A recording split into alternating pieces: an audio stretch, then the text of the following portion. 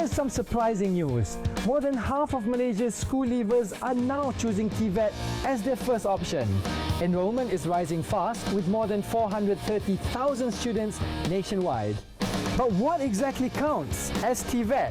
And why are so many choosing it over traditional academic paths? They have added more programs such as manufacturing, semiconductor, updated syllabus, which will help these people get better jobs. Basically, Tvet is the driver that can take our Malaysians to the next level. Find out only on Decimal Point.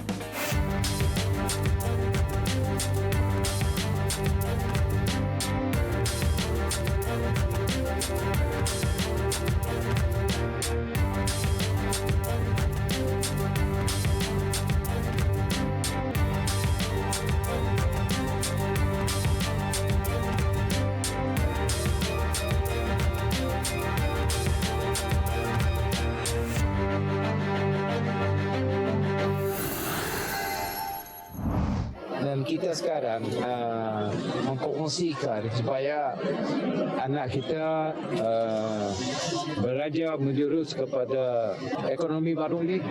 Kalau tidak, dia tidak dapat pekerjaan. Dan sekarang pekerjaan yang berasaskan kepada teknologi dapat upah yang tinggi.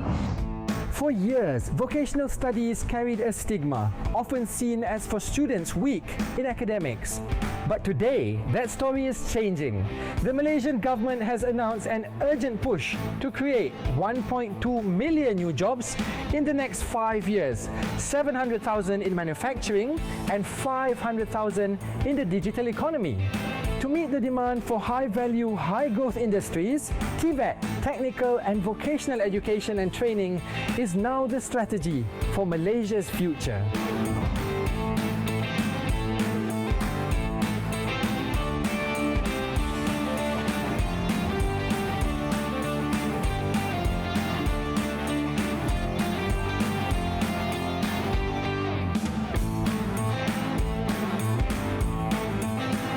So I understand that you are a trainer with many hours under your belt and you've got lots of people you've trained in the past.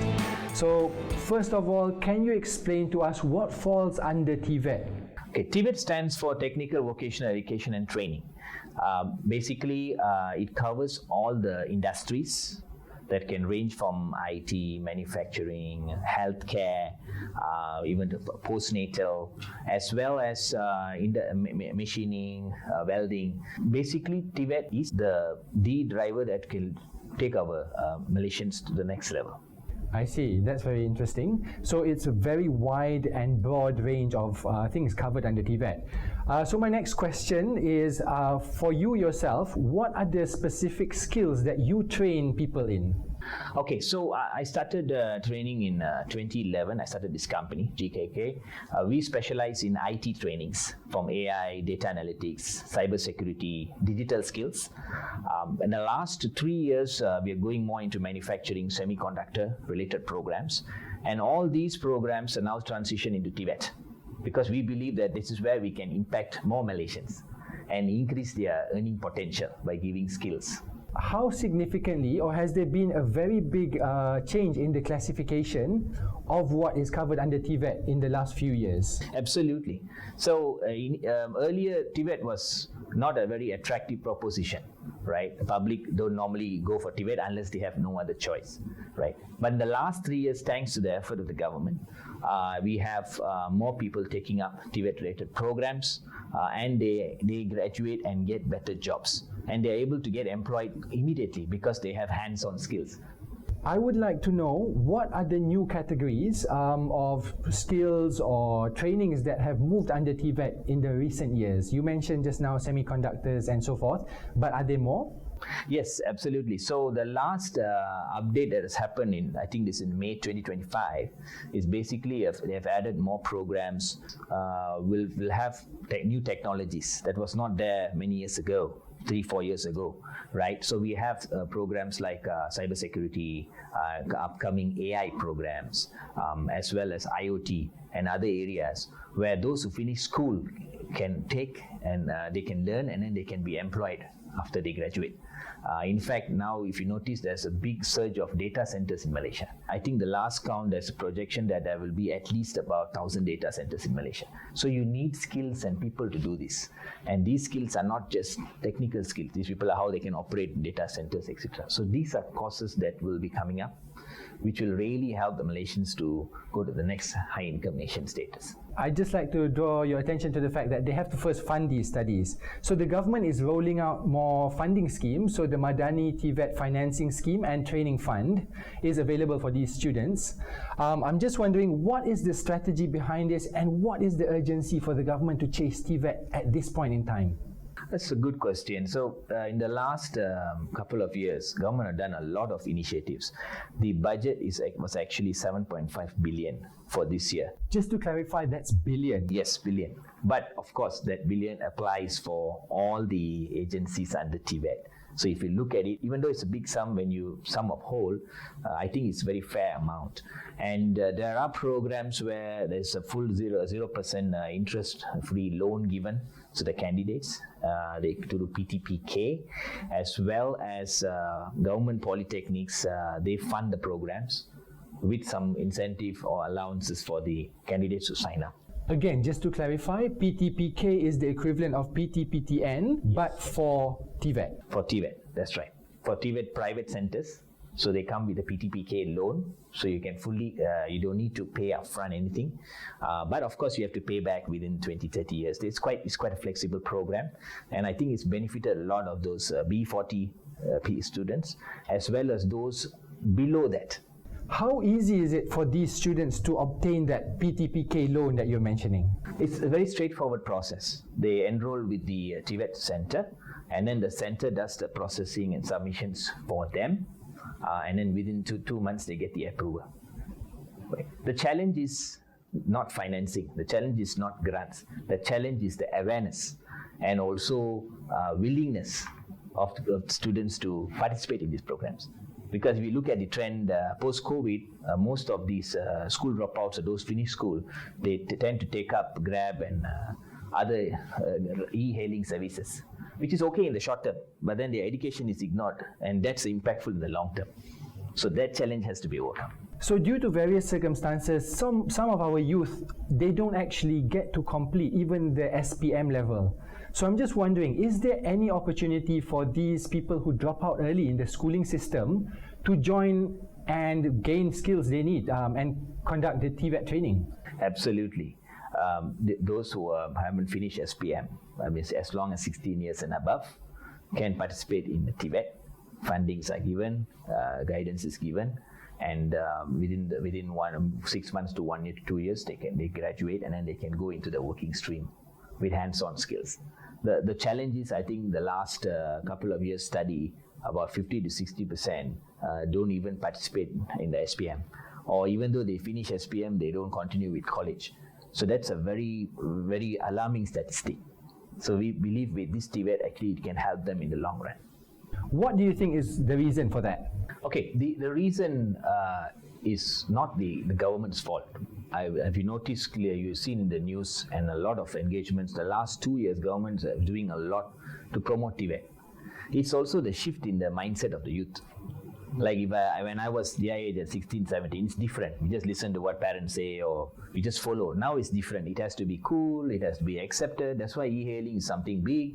Whilst a career you spend 2 to 4 years studies is not cool, right? So that has to change, right? Those who do the machining, those who do the welding, they come out and earn minimum 3,500 to 4,000. But you know what's the problem they have? Low enrollment.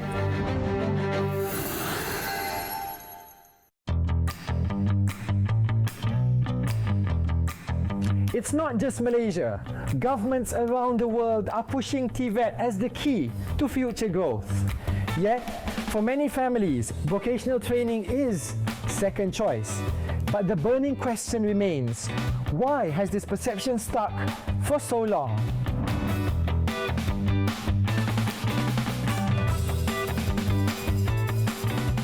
Okay, doctor. So for many out there in the community, vocational training is still seen as the place for weaker students to go, second class.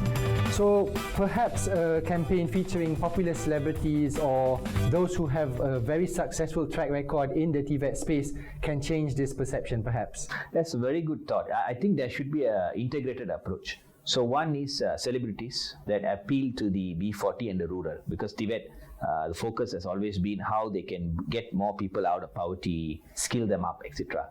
Second is to show a career path, right?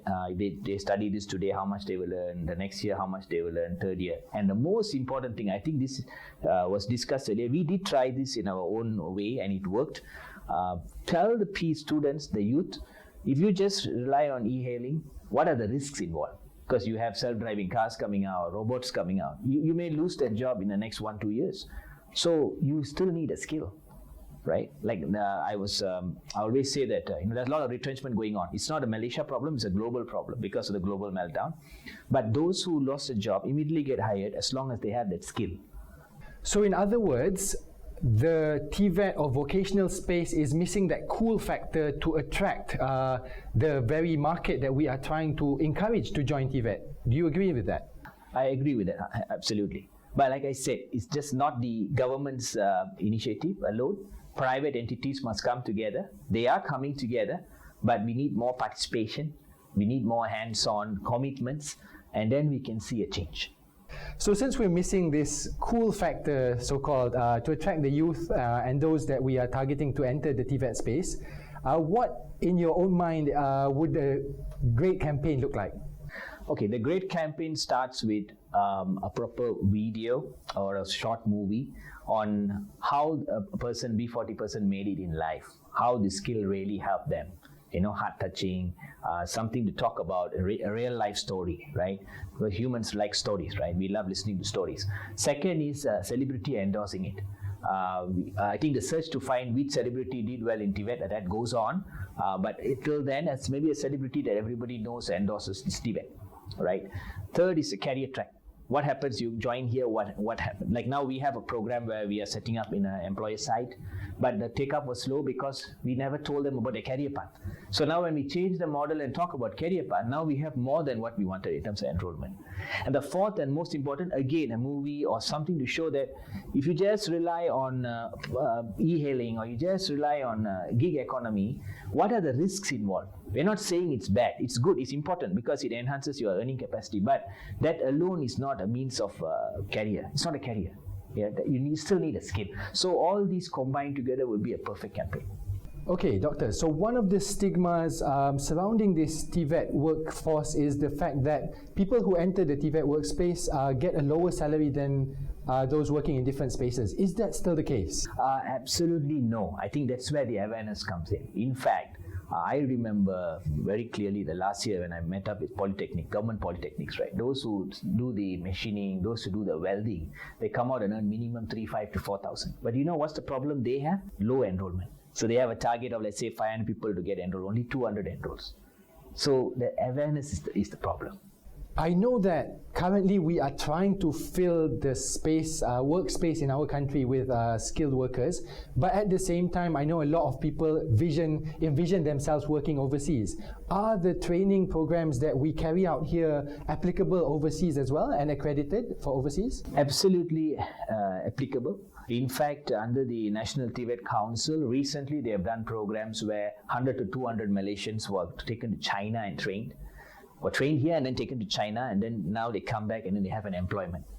So Tvet is not just a country-based initiative. It is now across the world.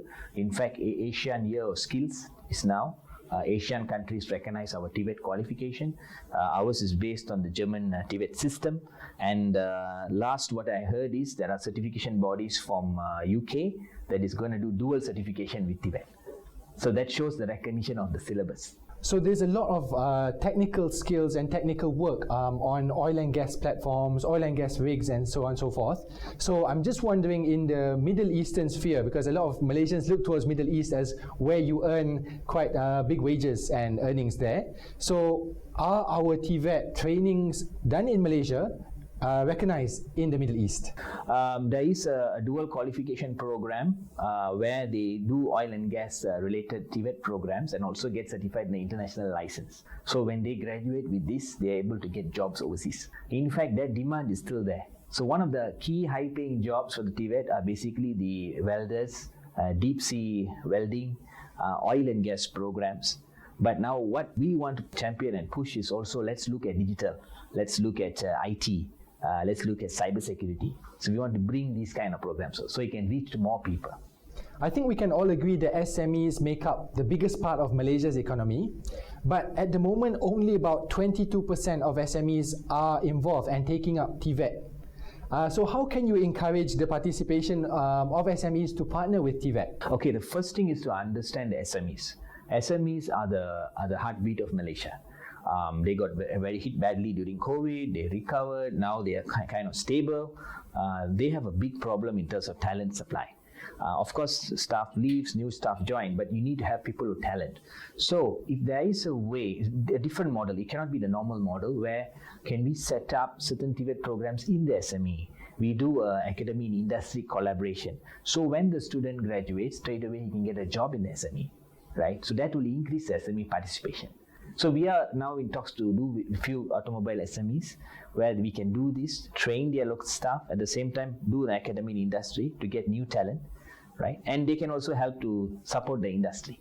So industries like semiconductors and renewable energies are quite new industries to enter the field and are quite niche. So shouldn't the bigger players be opening up more on-the-job trainings for this? Yes, so those two industries are under the RMK13 plan and one of Malaysia's key hope to drive the economy. Big players need to participate. That's why we have this academy and industry concept where we can set up programs in their premises, train those Tvet graduates, and then they can get jobs after that. Because these kind of skills that does not exist. Syllabus also is not there, so it has to be developed. The good news about this is government already have mechanisms to cater to this through micro-credentials, through intervention programs.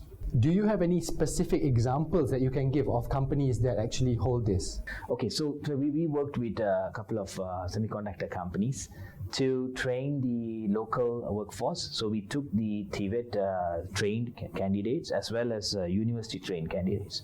So the Tvet trained candidates were trained for the semiconductor skills on the lower level, right? So that they can get into a job after that. And then the university trained candidates were trained into the higher level work called like IC design, which requires more mathematical knowledge.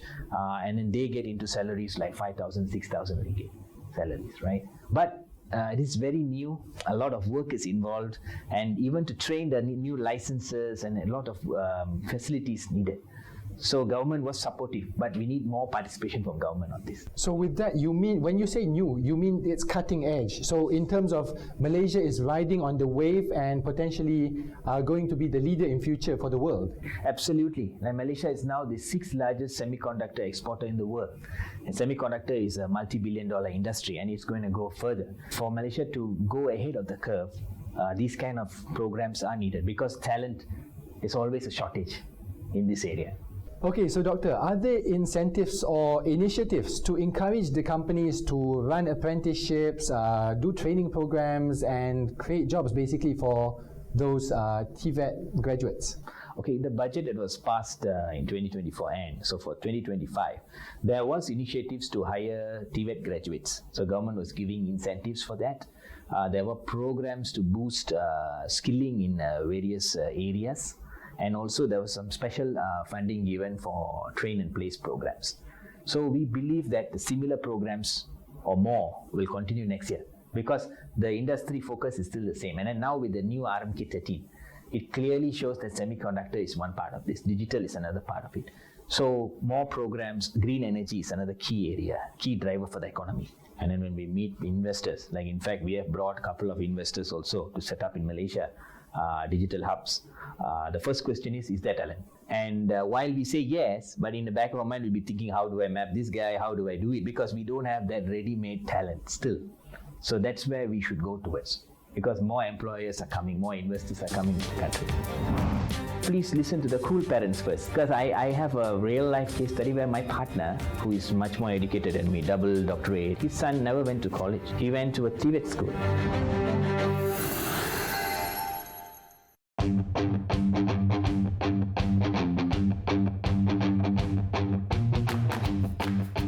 Tvet in Malaysia has come a long way, from colonial trade schools in the early 1900s to today's National Tvet Policy 2030. But many challenges still stand in the way of success. What are some of these key issues?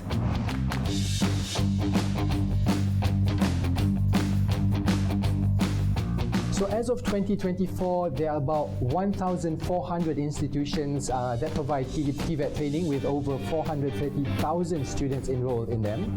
So my question is, should Tvet schools be separate from universities or should they run concurrently? So for example, if a student is studying Bachelor of AI, Artificial Intelligence, should they also be learning the skills given in a diploma in AI maintenance, for example? I think this question is a very important question.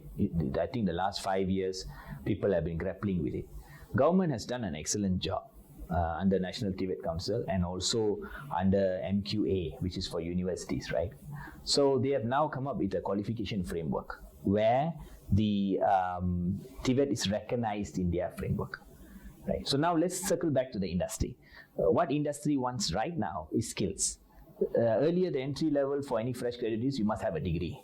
If not, you can't even go for the interview. Now that has changed already. There's now a diploma/TVET applicable as long as you have that skill.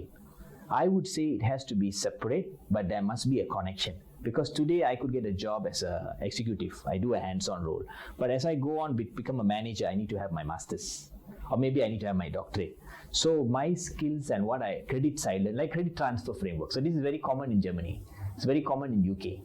So credit transfer framework where once I finish my maybe SKM level 3 or level 4, I should be able to go into my degree and then I should be able to then go into my master's, right? And that will make the Tvet graduate not only employable but marketable, right? So that's how I look at it. Interestingly enough, I think a lot of people out there do not realize that you can actually transfer credits later on. So for example, if someone has skills in a certain industry, they can jump straight after fulfilling certain criteria to maybe do masters. Right. So MQA has provisions for that. You call this the RPEL, recognition of prior learning, where you have experience and of course you have to show CV and get interviewed, and that is also applicable in Tvet. So let's say if you don't have any certificate but you have 10 years of experience, they call it a PPT. You can actually go to Tvet Center, do a portfolio, you can apply and you can get a level 3 certificate. So this is a very good program and a lot of people don't know about this, like how you mentioned. And with this, at least they can get that certificate, because I believe when you go into management level, still companies do ask, what kind of qualification you have apart from the skill, right? And they don't need to start from scratch on this. So to the parents out there who are more traditional in their mindset and think that their kids have to go through a traditional kind of education where you go for degree first, this is a very good argument. So what would you tell these parents? So I would tell, please listen to the cool parents first, because I have a real life case study where my partner, who is much more educated than me, double doctorate and all that, his son never went to college. He went to a Tvet school and then he learned how to do coding. And then now he's studying in Shenzhen to learn hands-on. So he's going to come back and get a job. I would say that they should look at what's happening right now, because the old mode of working has changed already, right? So skills get us the jobs nowadays, not the certificate alone. But on hindsight, you still maybe in the long run you need your qualifications for management work, right? So it's a balance. There are 4 universities in Malaysia that give Tvet degree. It's called MTUN universities, Unimap, Malaysia Pahang, UTHM, right? So these universities can give a Tvet degree. So they come out with a degree as well as the Tvet skills. This is possible. So there is an integrated approach. I can't say everything collapses into one, but definitely an integrated approach is applicable. So finally, Doctor, just to clarify this matter for the parents out there who still have the traditional mindset, it is perfectly respectable to pursue a career in Tvet, and you can definitely climb up the ladder with no disadvantage as compared to those who do go through the traditional pathway. Is that correct? Absolutely, with a disclaimer. It is perfectly acceptable with the right skill you're studying for. If you go and take, I want to fix computer hardware, then you're going to get a low paying salary. But if you're going and taking, I would take cyber security, how do we work in a command center, then definitely you get a higher salary. So the understanding of what the child is going to study, what skill they're going to study, that's going to guarantee the job.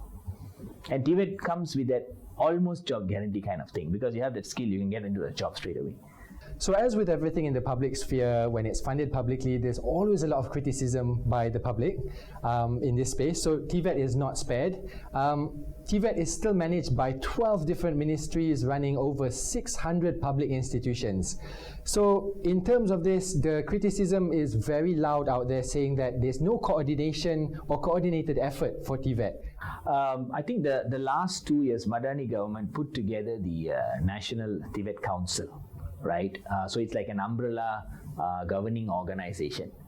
The Deputy Prime Minister is the chairman of that council. They have done an excellent job to pull together the various agencies. So that challenge is kind of now diminishing. They have managed it well. Now the next is to look at how industry participation happens, how the jobs transitions happen. So that's where they are going towards. Yeah. 95% of Tvet graduates can easily find work. This is good news. But we can't rest on that success as Industry 4.0 continues to transform the workplace. Experts argue centralize the governance of Tvet schools. Fund Tvet schools based on how well they perform to industry demands. For economic transformation, it's decimal point.